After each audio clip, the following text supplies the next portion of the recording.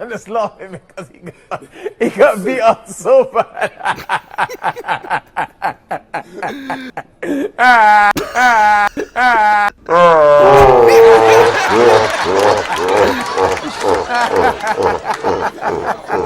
got beat up so bad. Sorry, I'm just laughing. He got beat up so bad.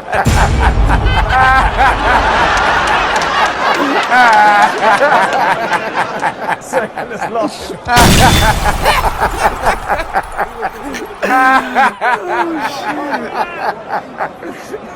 Welcome to the motherfucking relay where we're covering today's top boxing news. Dillian Whyte versus Alexander Povetkin II, the rematch. Let's talk about the fight. No one expected this thing to go the distance, regardless of who you edged it for, and it didn't. You know, I want to say that in hindsight, Povetkin looked every inch to me to be a shot fighter. Yeah. A fighter whose sharpness, quickness has dulled over time. Yeah. A fighter whose punch resistance is all but gone. Yeah. A fighter who, if he's retained anything over the years, in all likelihood, it's his punch. You know what they say. The last thing to go is a guy's punch. And in that way, I still viewed him as a threat to Dillian, though ultimately I did feel that Dillian would get the job done. An emotional pick more than just a logistical one. I put myself on the spot. I'm going with Dillian Whyte. I don't care why. I'm going with me Dillian. too. Me too. Oh, yeah, because I had to ask you. I want revenge for Dillian. You know, he deserved that shot ages ago, and then he finally got that stepping stone to get there, and he just got short. But I like his attitude because he's like, yeah, I got hit with a shot, but I'm gonna come again. You know, it doesn't matter. Myself and Steffi Bull's recent signee, Raven Chapman, we were talking about the fight in the days leading up to it. Decided to go with Dillian to win. To Raven Chapman's point, Dillian Whyte had the right attitude. He handled the loss well. Handled it well psychologically. He handled the loss well psychologically. He handled it well mentally, and the importance of that can't be overstated. If a guy's not well upstairs, nothing else is going to work. Regardless of his physical attributes, regardless of his physical gifts and what physical advantages the fighter might have, the psychology of the fighter, that's very important. That's everything. I felt that psychologically, Dillian was in a good enough place that he could secure the W, that he could secure the victory in a fight that, let's be honest, folks, a lot of people were split on. A lot of people weren't sure that Dillian Whyte, given the vicious knockout that he suffered, could get it together enough to defeat Alexander Povetkin, in spite of his age. It's very convenient, very cheap to make quips about the state of Povetkin in order to lessen Dillian Whyte's revenge, lessen his victory. But in the buildup of the fight, I saw a lot of people going with Alexander Povetkin and what they thought would be a repeat of the first fight. Myself, I felt Dillian could get it done, and he did. And it's not about mechanics. It's not about technique. It's about, you know, the first fight, Dillian was boxing a beautiful fight in the first fight. He just got caught with a peach of an uppercut, and it's an occupational hazard.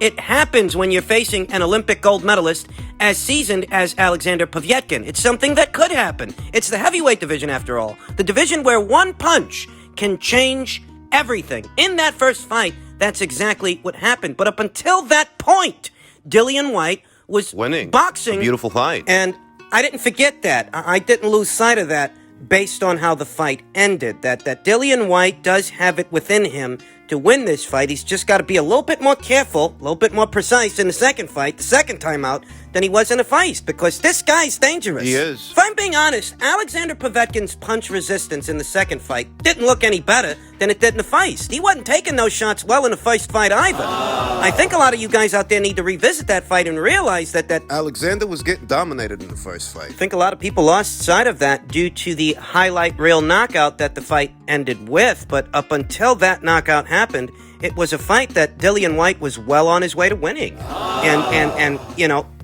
I don't want to call it a lucky punch. There really are no lucky punches in boxing. These are seasoned professionals that train for years, working off of their muscle memory. Alexander knew where to put that uppercut because the opportunity presented itself, but you'd be asking the man to catch lightning in a bottle in order to do that twice. And I didn't see that happening. He got hit a lot in that first fight. And I think a lot of the boxing fans, their short memories, they lost sight of that based on how the fight ended, that, you know what, Alexander's punch resistance really didn't look the best in the first fight, and here in the second fight, looked even worse. That's a big part of the reason I thought that Dillian could pull this off, because from where I was sitting, it looked to be a situation where it's going to come down to who lands first. Whoever does will close the show, and it was a gamble, I know.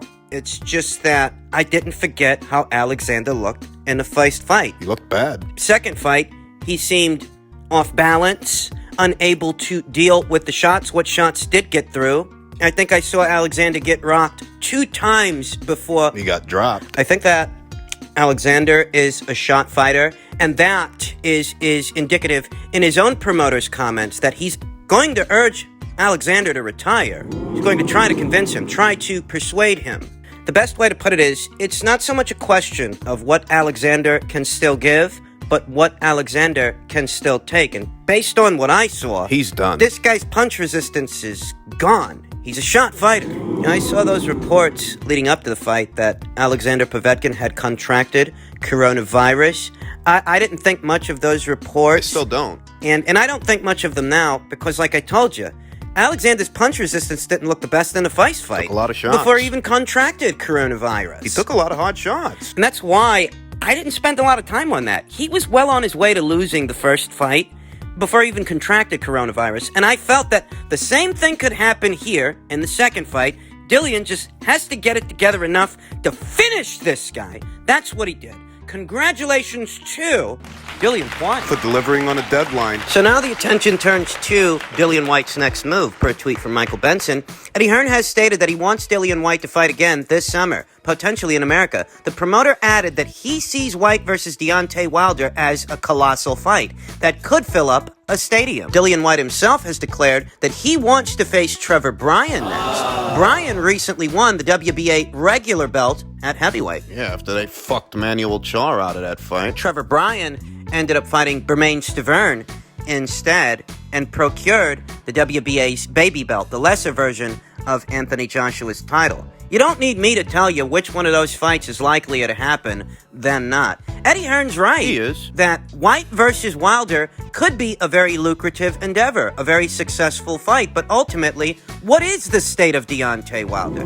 There have been reports for weeks that the nature of the mediation arbitration between his team and Tyson Fury's team wasn't even for a third fight. It was for a compensation package, what many people are interpreting as a step-aside deal. And if you believe that Deontay Wilder has taken step-aside money from a step-aside deal, you then have to believe that his dance card is free. He can fight who he wants. Well, he's never wanted to fight Dillian Whyte. But that's besides the point. If he's free to fight who he wants because he's already accepted some kind of a compensation package, I mean, if that's what you guys out there believe, then why hasn't he booked himself a rebound fight yet? What's going on there? That if that mediation arbitration was for a compensation package of any kind, that the Wilder people have so accepted, then when is his ring return? When is he going to get back into action? You know, Wilder himself told Bryan Custer that he would return to the ring sometime in late January or early February. January and February have come and gone. There's not so much as a tentative fight date for Deontay Wilder's next ring appearance. That being said, it's not likely he faces Dillian Whyte next. It's not likely because it's been over 12 months, over a year, since Deontay Wilder had a fight. From the time that he lost to Tyson Fury in February of last year till now, Dillian Whyte has squeezed in 2 fights, 2 of them. The first fight with Alexander and the second fight with Alexander. He's active. That's how long Deontay Wilder's been out of action. And you think that this fight is a possibility? I don't. And I don't care who you think wins the fight. I don't care if you think Wilder knocks him clean out. I don't care if you think Dillian Whyte Beats him from pillar to post. We're talking about a fight that isn't likely to happen. Never was. The financial incentive for Deontay Wilder to take on Dillian Whyte has been there for as long as I can remember. I mean, Eddie Hearn has been offering Deontay Wilder buku dollars to take on his man Dillian Whyte for years now. And for one reason or another,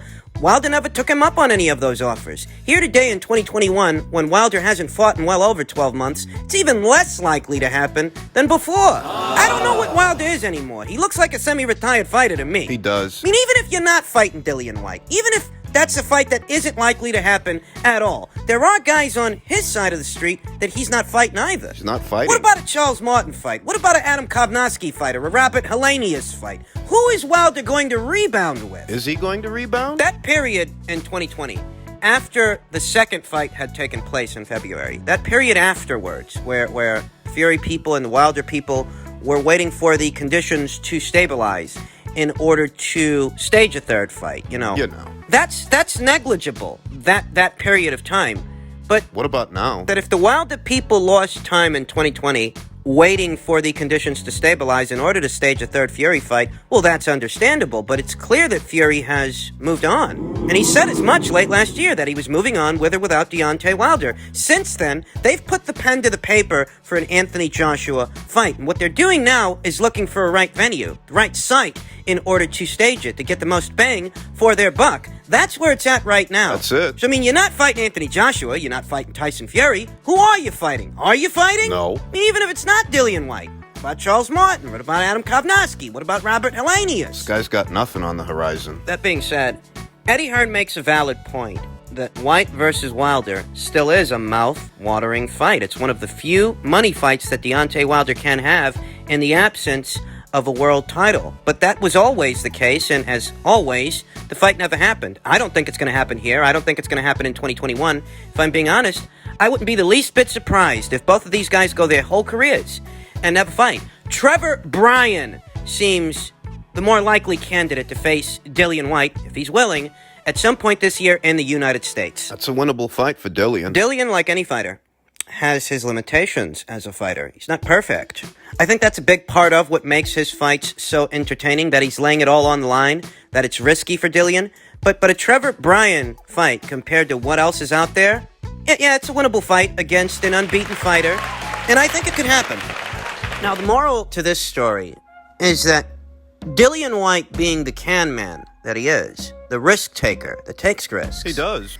It's left him in a pole position to get himself a couple more paydays in spite of Dillian not being an actual world champion. I don't even know what his status is right now with the WBC. I don't actually know that he's the WBC's designated mandatory challenger for the winner of Joshua versus Fury once the smoke settles with that. Hey, and also, this ain't the diamond belt. This is not the diamond belt. No, it's not. There's diamonds in it. The one that we fought for, they swapped the belt. This is an old WBC belt.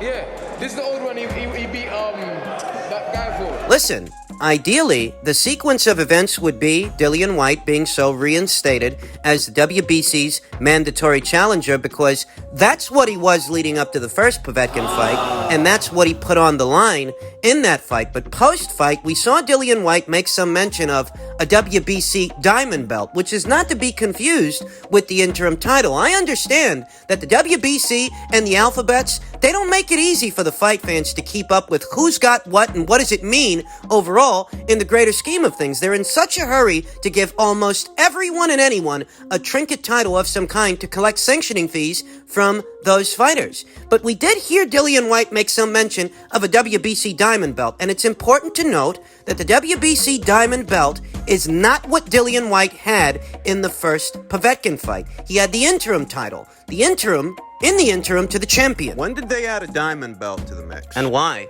It's clear that Dillian Whyte was talking about a diamond belt. What's going on here?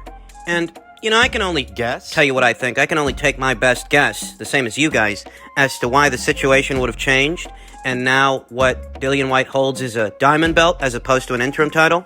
The thing is that the diamond belt is different from the WBC's interim title. One example is the former WBA super middleweight champion, Callum Smith. He wasn't just the WBA and Ring Magazine super middleweight champion. He was also in possession of a WBC diamond belt.